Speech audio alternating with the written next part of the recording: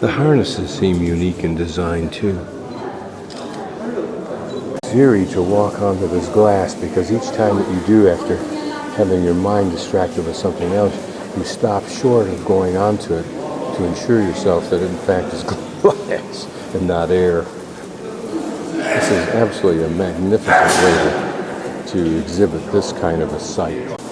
Pit 13, I'll again read this, 94 meters long, 3 meters wide, 2.4 to 2.8 meters deep.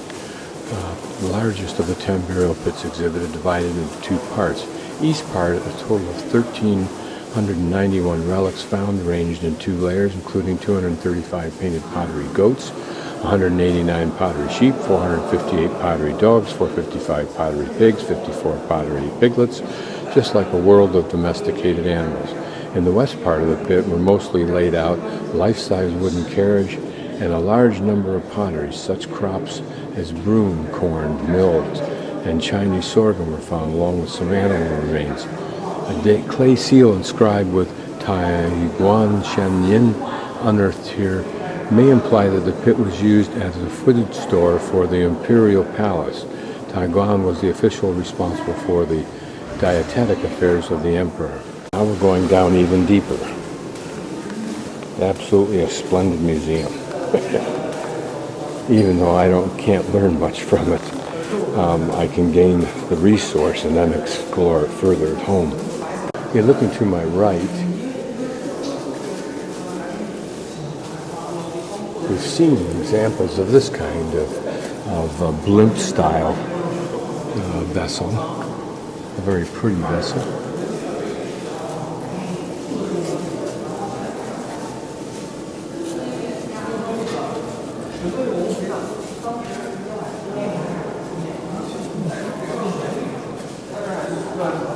And I'm just ambling down here slowly so I can see this if the camera can pick it up. There's not much to be gained except what you visually see. Interesting that these are square-shaped vessels, although certainly we know from our current marketing on grocery stores, it seems to be the ideal way to display the maximum amount of volume.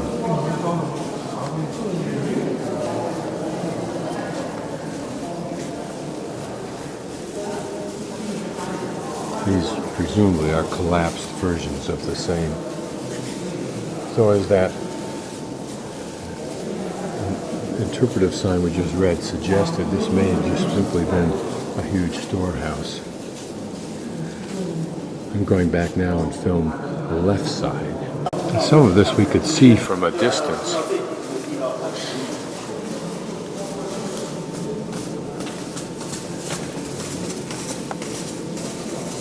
Don't know what that little device is. The size of pots may have indicated something that was like a fungible, like corn or millet in the big ones, but maybe more specialized devices, spices in these smaller ones. Here are the figurines, presumably not life-size, in fact quite small, in an effort to get greater numbers represented. Presumably you could add water and they'd become full size, as opposed to these horses here, which are not full size, but maybe half size. And the chariot looking rather substantial. That wheel certainly is a large wheel by our standards for a wagon. I mean, a substantially good-sized wagon. But perhaps what it really indicates is that their chariots were twice this size.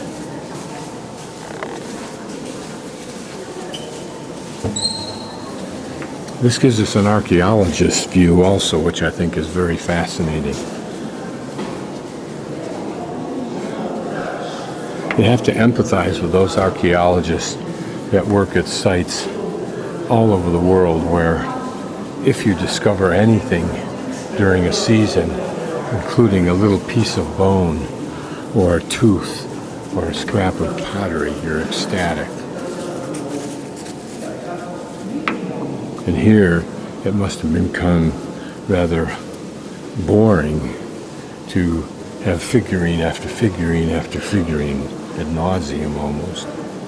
Wood remains here.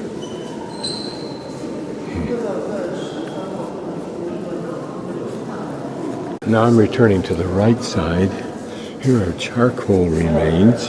What that implies, I don't know. Perhaps a fire, unintended at some later date, as was indicated at Terracotta Warriors, there for the malicious conqueror's destruction.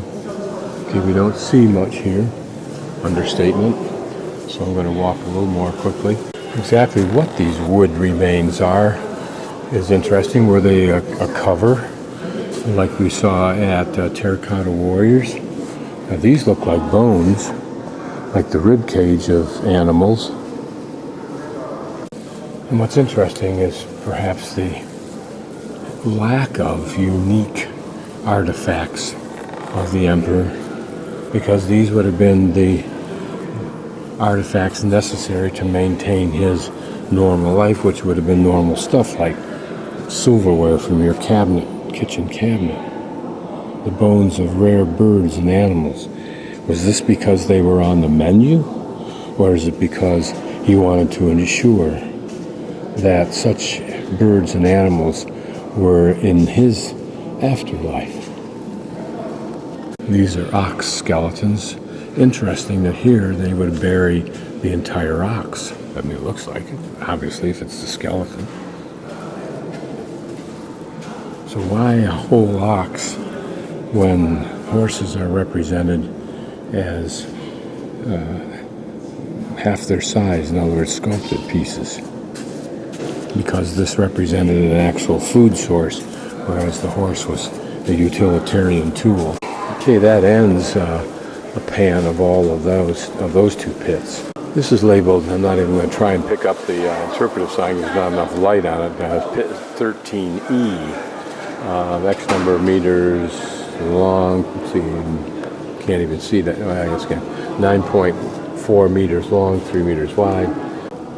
Okay, I'm just going to video this. Okay, so this looks like a descriptive larder, symbolic larder for the afterlife. Sheep, pigs, piglets, described earlier in one of the documents.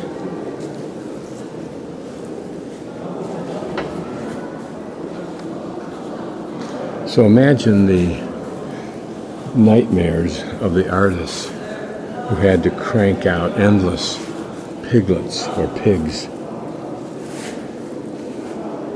Wouldn't it be fascinating to know how they drew limits as to what they were going to do, how much they were going to do, what size it had to be? I mean, why these pigs this size and why those pigs that size? Okay, piglets and pigs, but why any particular size versus another size? I mean, what would have been illogical about calculating eternity times the amount of food you eat each year and putting that in ad nauseum, other than it's foolish and impossible? Okay, now we go down here for whatever the reason. Interesting how the center two horses are in that harness system, but the outlying horses are not. I assume those horses learned to act in that position that's natural to them. This is a portrayal of a dancing girl of the Han Dynasty. Notice the long, floppy arms. And this, an official of the Han Dynasty.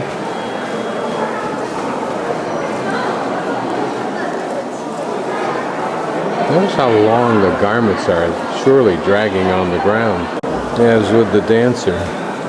This, a warrior of the Han Dynasty, gives us an idea of the armor, or what's called armor, which really looks like some kind of heavy padding, perhaps with straw or something like that. Not what I'd call really neat armor. And then there was a short version that was around the waist. Certainly not good for the perpetuation of the species. And then notice the feet have that square look, and they have those barbs. I think those barbs were the purpose of giving traction, although it may be that there were other kinds that had barbs on the lower part of the front. These may have been just designed. And I think here we can see the leggings, although not too well. These are just some of the vessels that we've already seen in the museums.